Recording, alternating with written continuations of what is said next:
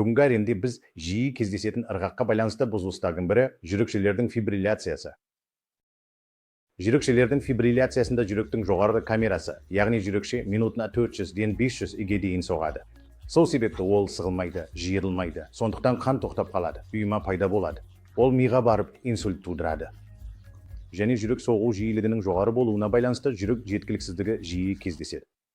Сондықтан науқас жедел жәрдемге жиі жүрек қағысы, тыныс алудың қиындауы, содан кейін шаршау және әлсіздік кейде есінен тану себебінен келеді.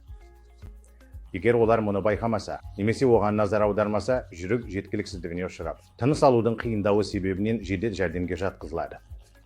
Әдетте, бұл жағдайлар бүкіл әлемде, сондай-ақ Үндістанда медициналық жолмен басқарылады.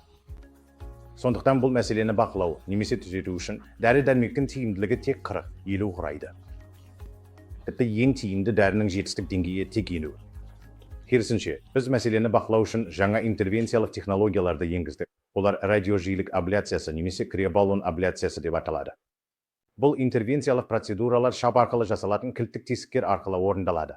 Біз жүрекке кіріп, бұл электрлік атриальды фибрилляция пайда болатын құлақшаға жетеміз, және сол бөліктерді бейтараптандырамыз. Осылайша қалыпты жүрек соғу жылдамдығын қалпына келтіре аламыз. Бұл процедуралар күндізгі емдеу ретінде орындалады.